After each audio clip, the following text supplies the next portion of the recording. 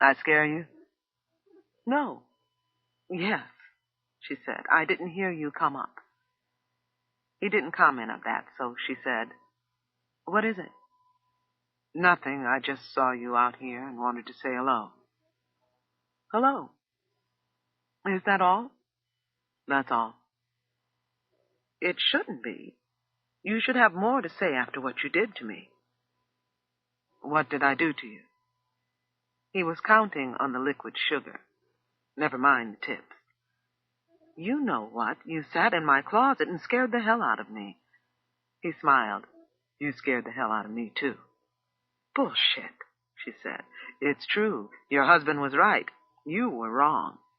As soon as he saw me, he knew I didn't mean no harm. He wasn't there. I was. I was in that closet. I saw you. What did you see? I saw a big black man sitting in my closet is what I saw. I'm not so big. Your husband's bigger, taller than I am. Besides, I was sitting down. What made you think I was big? There are no small men in a closet unless the closet belongs to them. Any stranger in a closet is big. Big and scary. I thought... You thought what? She looked at him out of the corner of her eyes and didn't answer. Son finished her sentence. That I was going to... That if you hadn't come in and turned on the light, I was going to stay there, wait there until you went to bed, and then I would creep out and get you. He laughed then, laughed like a 10-year-old at a Three Stooges movie. Mouth wide open, bubbly sounds coming from his chest. Cut that out. Don't try to make fun of it.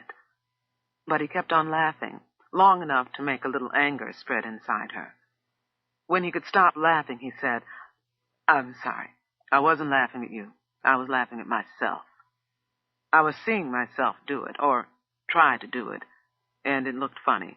Me with my raggedy pants down around my ankles trying to get in your bed. It's not funny. No, it's not. But believe me, it wouldn't have been much of a rape. Sex is hard when you're starving, but I thank you for the compliment. I don't know what you're talking about. Margaret spread the towel across her knees and picked up the iced glass. And the part I do understand, I don't believe. When your son gets here, ask him. He'll explain. Margaret stopped sipping the water and looked at him. How old are you? About as old as your son. My son is 29 going on 30. Okay. Almost as old as your son.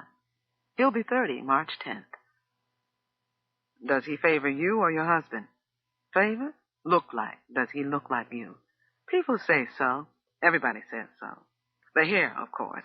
And his eyes are blue, like mine. Everybody says he looks exactly like me, nothing like his father. He must be good looking. He is. He is. But tall, like Valerian. Is that true? You're shorter than Valerian? Son nodded. He's got at least 2 inches on me. Huh, she said. I wouldn't have thought so. Well, Michael is every bit as tall as Valerian, but he does look more like me. Inside, though, that's where he's really beautiful. Do you know what he's been doing? For a year now, he's been working on an Indian reservation with young people there, teenagers. There's a lot of suicide among Indian teenagers. The conditions are awful, you know. You would not believe. I visited him when he was in Arizona. Well, some of the tribesmen have money, but they're just, well, they don't really help their own. Most of them live in terrible conditions, and they're very proud people, you know, very. Michael encourages them to keep their own heritage intact. You'd really like Michael. Everybody does. He listened. She took sips of the Evian and lime as she talked, her knees covered with the towel.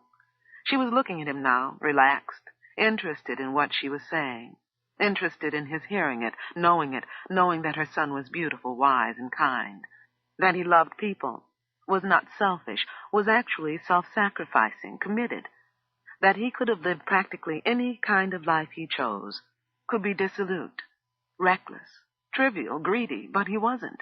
He had not turned out that way. He could have been president of the candy company if he had wanted, but he wanted value in his life, not money. He had turned out fine, just fine. Jade knows him, she said. They used to see each other during the summers she spent with us. Oh, he'll be thrilled to see her again. She's not leaving till a couple of days after Christmas, so they'll have some time together. Son didn't blink. He took it in and nodded his appreciation of Michael into his mother's face. She was leaving soon. Margaret was perspiring a little bit on the forehead, a light glistening on the healthy and cared-for skin. Her blue, if it's a boy, blue eyes wide open, not squinting in the sun, for it could not get to her under the shade of the bougainvillea. Just the heat, and she was warming and marshmallow soft, but her tips were terribly sharp. They served themselves from the sideboard and drank wine in some haste to hurry the dismal affair along. The forced gaiety was helped into some semblance of naturalness by Jadine, with much cheery help from Valerian. Sidney was awkward but subdued. Undine was irritable, her aching feet encased in high heels with zircons up the back. "The turkey is very tender, Mrs. Street," said Sidney. Margaret smiled. "Not bad at all," said Valerian, who had none of it on his plate. "Geese make excellent turkey." He glanced at Margaret to see if she would be amused. She seemed not to hear. "Lot of fat in the goose." Undine was slicing her ham. "It should be cooked on its breast, not on its back." "Oh, but I like the juices." "That ain't juice, Jadine, that's grease," Undine answered. Valerian lifted his fork, like a toastmaster. "Margaret has a surprise for us. Made it last night." "What?" asked Jadine. "You'll see. An old family recipe, right, Margaret?" "Margaret?" "Oh, yes, right. It wasn't hard." "Don't be modest." Sidney looked at Undine with what he hoped was a stern gaze. They say it's a surprise. His eyes seemed to be saying, "Let's agree and be surprised." Undine kept her eyes on her ham. "Is that the phone?" Margaret was alert. "Would you get that, Sidney?" "I'll get it." Margaret was rising from her chair. "No, let Sidney." No one spoke as Sidney left the room. "Dr. Michelin," said Sidney when he returned, calling to say Merry Christmas. I suggested he call back later. "I thought it might be the airport," said Margaret. "Airport? What for? You heard the final news. I asked the office to call if there was going to be a break in the weather." "The weather is in Boston, not California." "How do you know that?" "I think," said Jadine, "that the radio said there were storms all over." "Down to the telephone lines, too, I suppose?" said Valerian. "Probably, yes." Margaret's voice was a bit shrill. "Well, he'll be sorry," said Valerian. "He's missing some very good food and some very good company. We should have thought of this before.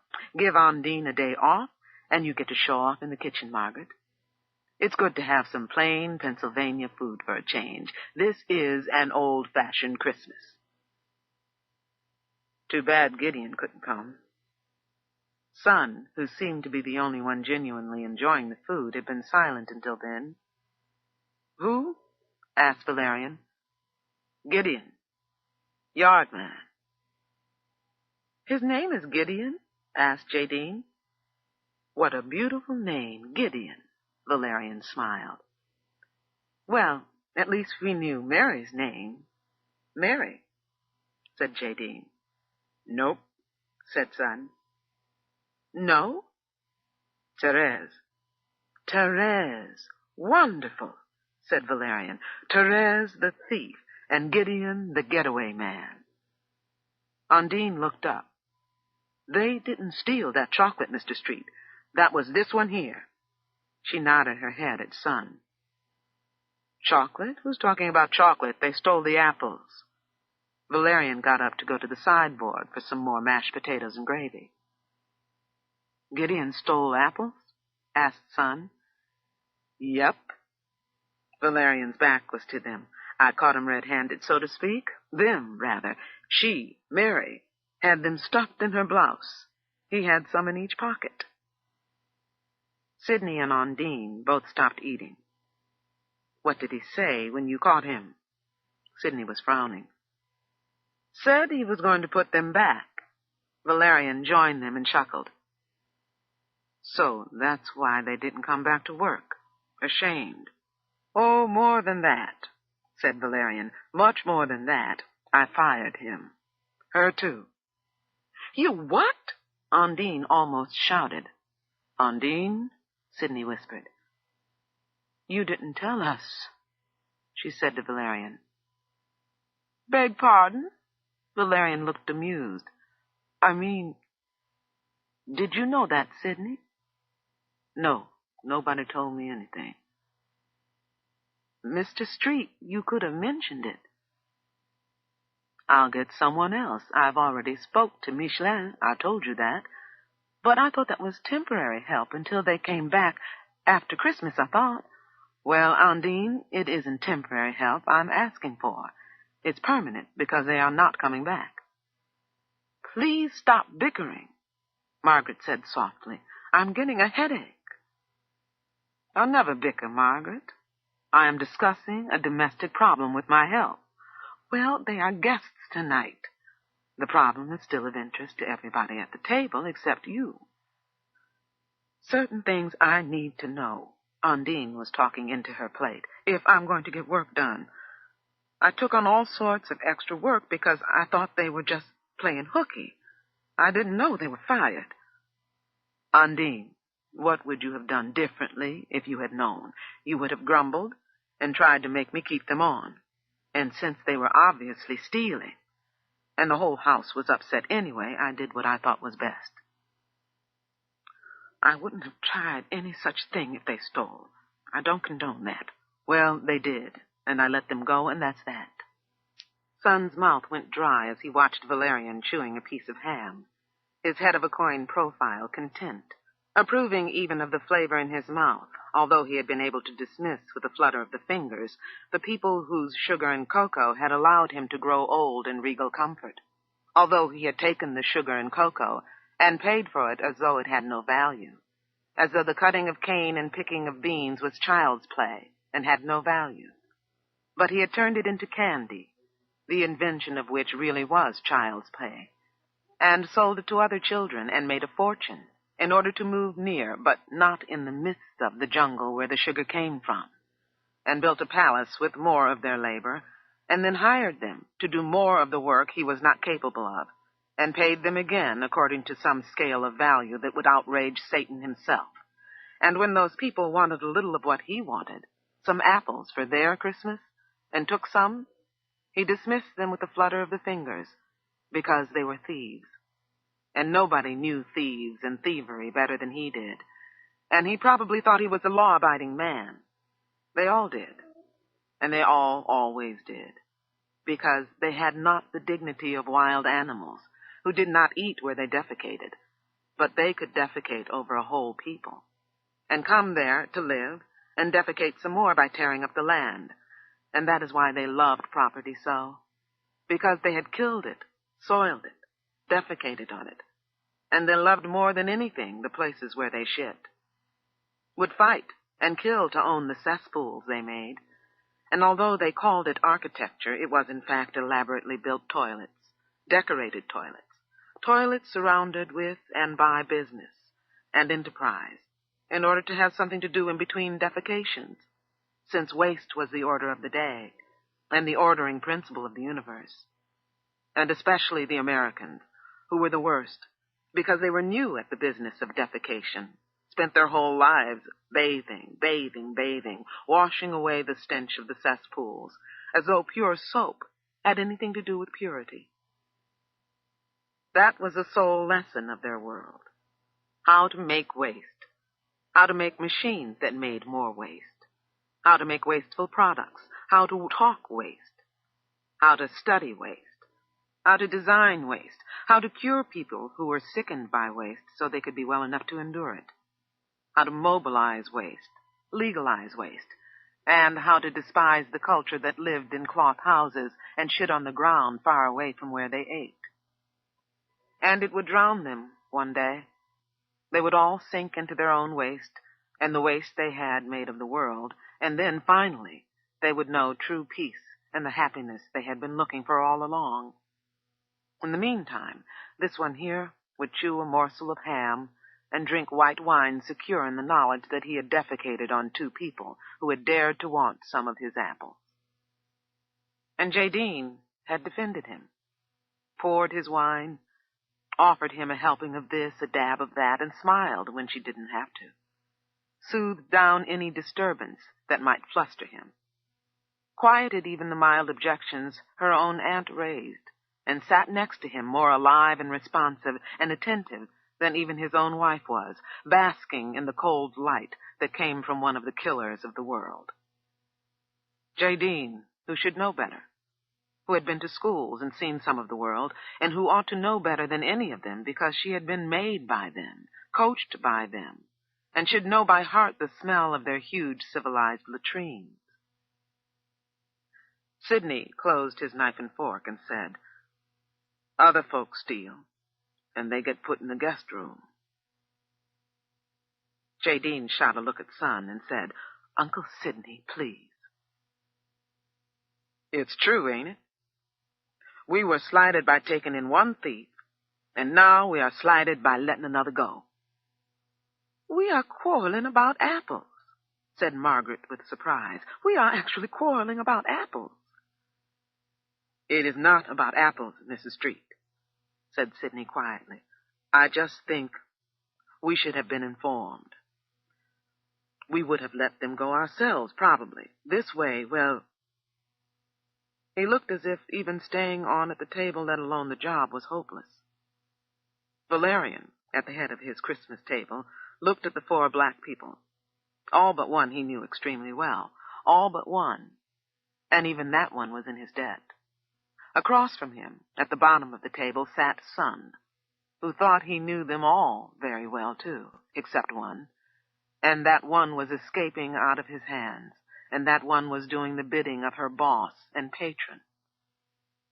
Keeping the dinner going smoothly, quietly chastising everybody, including her own uncle and aunt, soothing Margaret, agreeing with Valerian, and calling Gideon Yard Man, and never taking the trouble to know his name, and never calling his own name out loud. He looked at Valerian, and Valerian looked back. The evening eyes met those of the man with savannas in his face. The man who respected industry looked over a gulf at the man who prized fraternity. So he said to Valerian in a clear voice, "If they had asked, would you have given them some of the apples?" The whole table looked at Son as if he were crazy. "Of course," said Valerian. "Some, surely. But they didn't ask. They took. Do you know how many Americans here want special treats and goodies from the consulate, especially at Christmas? They sent us 1 crate, and those 2, along with that girl they bring, took them, or tried to. I stopped them. Besides, it wasn't the apples alone. It was the way they acted when I caught them. After trying to lie out of it, they didn't even apologize. They got arrogant. The woman called me names I haven't heard since I left the army, so I fired them. Those apples came at great expense and inconvenience from the consulate. I don't see what the problem is." "Inconvenience for who?" Son asked. "You didn't go and get them. They did. You didn't row 18 miles to bring them here. They did. Surely you don't expect me to explain my actions, defend them to you." "You should explain them to somebody. 2 people are going to starve so your wife could play American Mama and fool around in the kitchen." "Keep me out of it, please," said Margaret. "Precisely," said Valerian. His evening eyes had a touch of menace. "You keep my wife out of this. I rather think you have caused her enough mischief." Somewhere in the back of Valerian's mind, 100 French chevaliers were roaming the hills on horses. Their swords were in their scabbards, and their epaulets glittered in the sun. Backs straight, shoulders high, alert but restful in security of the Napoleonic code. Somewhere in the back of Sun's mind, 100 black men on 100 unshod horses rode blind and naked through the hills, and had done so for hundreds of years. They knew the rainforest when it was a rainforest. They knew where the river began, where the roots twisted above the ground. They knew all there was to know about the island, and had not even seen it. They had floated in strange waters blind, but they were still there, racing each other for sport in the hills behind this white man's house. Sun folded his hands before his jawline and turned his Savannah eyes on those calm, head-of-a-coin evening ones. "Whatever mischief I did," he said, "it wasn't enough to make you leave the table to find out about it." "You will leave this house," said Valerian, "now." "I don't think so," said Sun. Margaret raised her hand and touched Valerian on the shoulder. "It's all right, Valerian. Let's just—" "It's not all right. Whose house is this?" "We got them back," she said. "I made the Olibalan with them." Her voice was limp. Maybe if they all just ignored that "I don't think so," it would disappear. It didn't. It clicked like a key opening a lock. "That's not the point." "Well, what is the point? I'd like to know. It's Christmas. I am being questioned by these people, as if I could be called into question." Jadine spoke. "Valerian, Undine's feelings were hurt, that's all." "By what, pray? By my removing a pair of thieves from my house?" "No, by not telling her," said Margaret. "So what? All of a sudden I'm beholden to a cook for the welfare of two people she hated anyway? I don't understand."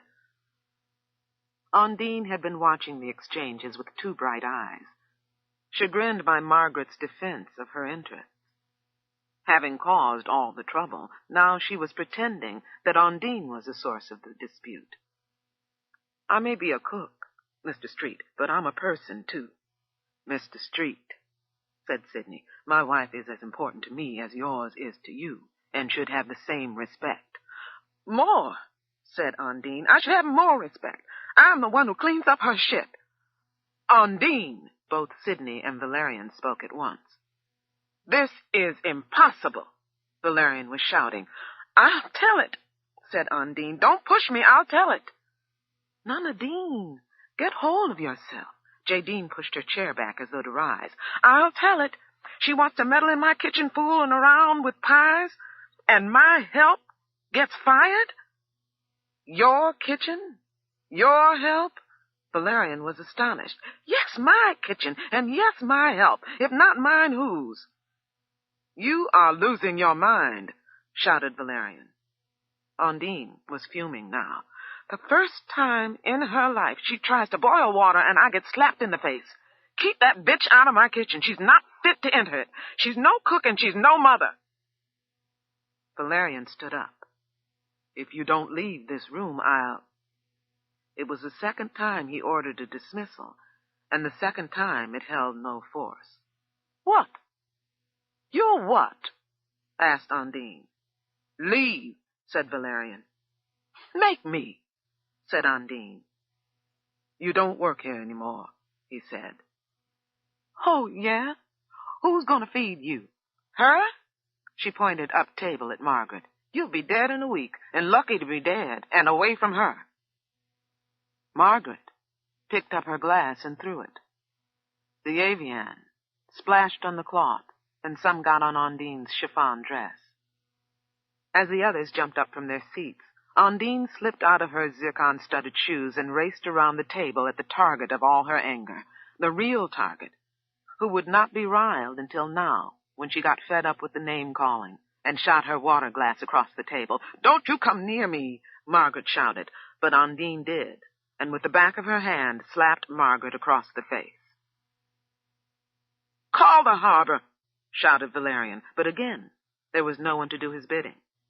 He had played a silly game, and everyone was out of place. Margaret touched her flaming cheek, and then rose up from her chair like a red-topped geyser, and grabbed Undine's braids, forced her head down to the table where she would have banged it except for the woman's fist blows to her waist. It was Jadine and Son who managed to separate them. Sidney was shaking and saying, "Oh, Lord, oh, Lord." Valerian was shaking and saying nothing, his evening eyes gone dawn with rage. Held tightly in the arms of Son, Undine was shouting wildly, "You white freak, you baby killer, I saw you. I saw you. You think I don't know what that apple pie shit is for?" Jadine had a hard time holding back Margaret, who was shouting, "Shut up! Shut up! You nigger bitch! Shut your big mouth! I'll kill you!" "You cut him up. You cut your baby up.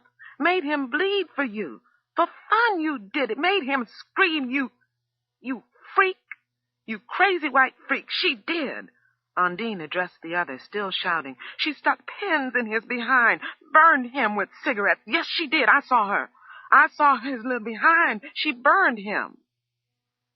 Valerian held onto the table edge as though it were the edge of the earth.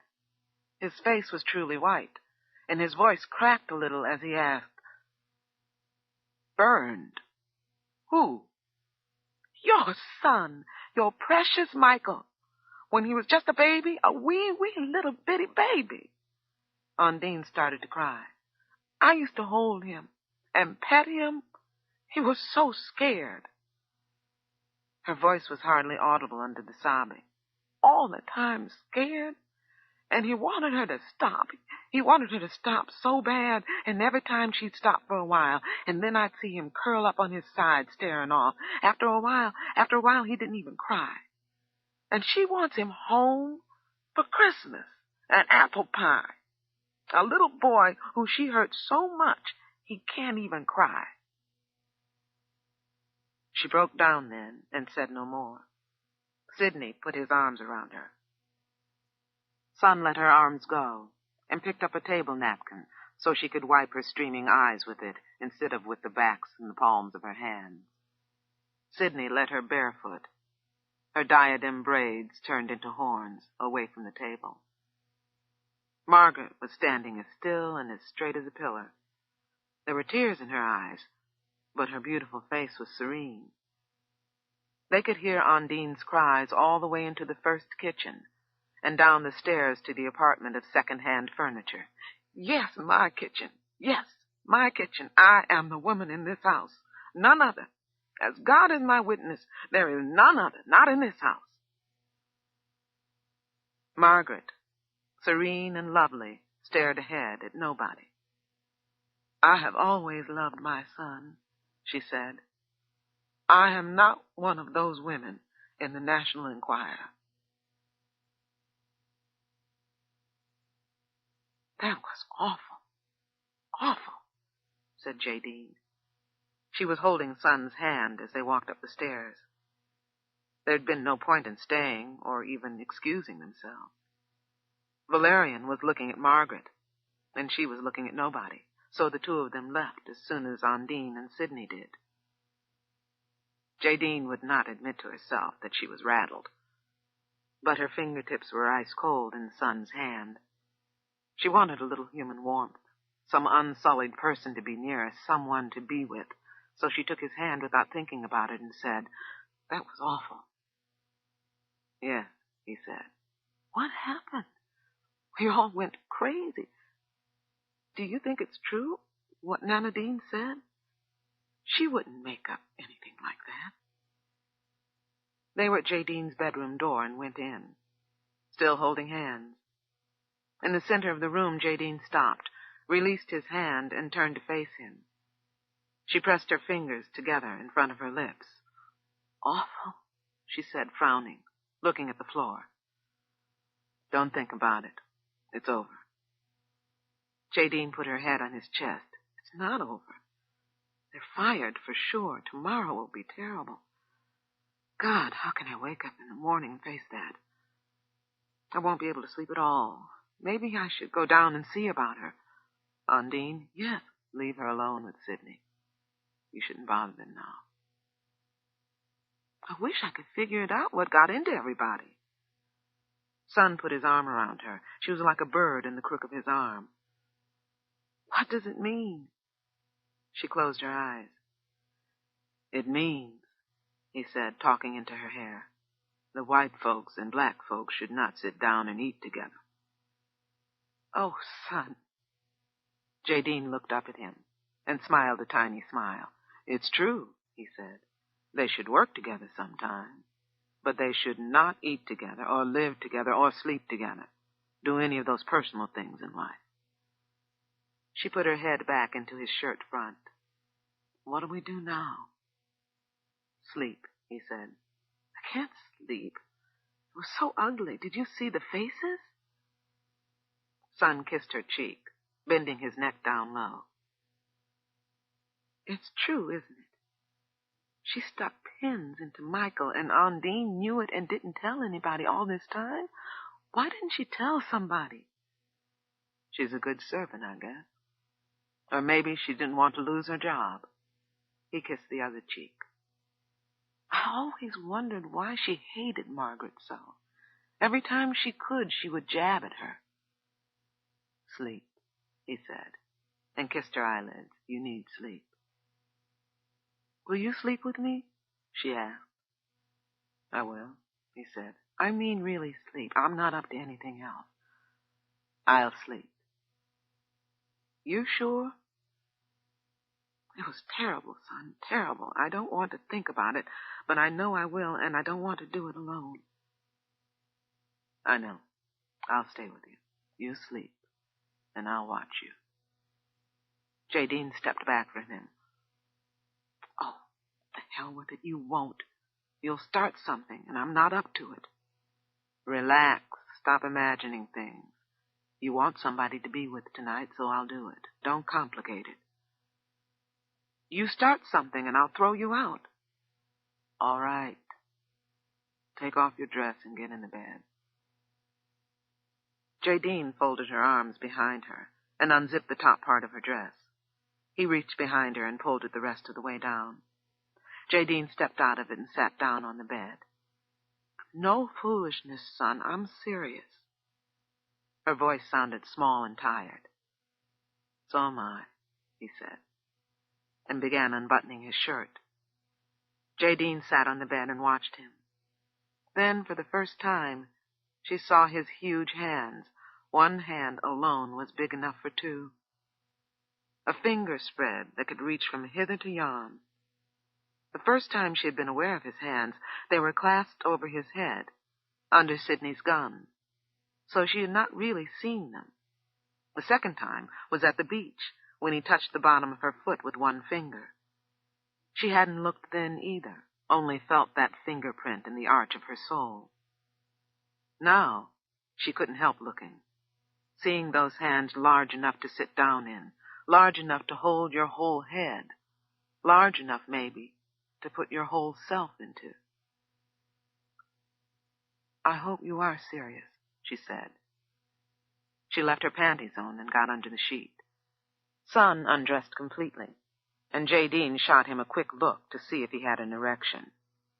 Look at you, she said. You're going to meddle me, and all I want is rest. Be quiet, he said. I'm not meddling you. I can't control that. But I can control whether I meddle you. He walked to the bed and got in next to her. Well, how am I supposed to sleep with you taking up half the sheet in that tent? Don't think about it, and it'll go away. I'll bet. You sound like a character in those blue comics. Hush. Jadine turned round on her stomach, and then her side, with her back to him. After a silence during which she listened for but could not hear his breathing, she said, Have you slept with anybody since you jumped ship? Yes. You have? She raised her head. Who? I mean, where? In town. Oh-ho. She put her head back on the pillow. Who? Can't remember her name. Min. Why can't you remember her name? Didn't Yardman tell you her name? Gideon. Gideon. Didn't he introduce you? Go to sleep, Jadine. I can't. I'm tired, but not sleepy. You're agitated. Calm down. You won't bother me. I don't want to wrestle. I won't bother you. I'll just be here while you sleep, just like I said I would. I'm not up to any fucking. For someone who's not up to it, you sure bring it up a lot. I know what's going to happen. I'll fall asleep, and then I'll feel something cold on my thigh. Nothing cold is going to be on your thigh. I just don't want to fuck, that's all. I didn't ask you to, did I? If I wanted to make love, I'd ask you. I didn't say make love. I said I know what you said. You don't like me to use that word, do you? Men. Go to sleep. Nobody's talking about fucking or making love but you. Admit it. You don't like me to say fuck. No. Hypocrite. Son thought he must have had this conversation 2 million times. It never varied, this dance, except when you paid your money and there was no seduction involved. Free stuff was always a pain in the ass, and it annoyed him that this conversation should be taking place with this sponge-colored girl with mink eyes, whom he was certain he could not live in the world without. He wished she would either fall asleep, throw him out, or jump him. Listen, he said, I'm not a hypocrite. Whatever you call it, I'm not doing it. What do you call it? She turned over and lay on her back. I don't call it anything. I don't have the language for it. Why not? I just don't. It's not love-making and it's not fucking. If it's not making love, it's because you don't love me, and you said at the beach that you did. I said that because I don't know how else to say it. If I had another way, I'd have used it. Whatever I want to do to you, that's not it. What do you want to do to me? I mean, if you had the language, what would you do? I'd make you close your eyes, he said. And when he didn't add anything, Jadine raised up on her elbows. Is that all? Then I'd ask you what you saw. She lay back down. I don't see anything. Nothing. Nothing. Not even the dark? Oh, yes, that. Is it all dark? Nothing else, no lights moving around, no stars, no moon? No, nothing. Just black. Imagine something. Something that fits in the dark. Say, the dark is the sky at night. Imagine something in it. A star? Yes. I can't see it.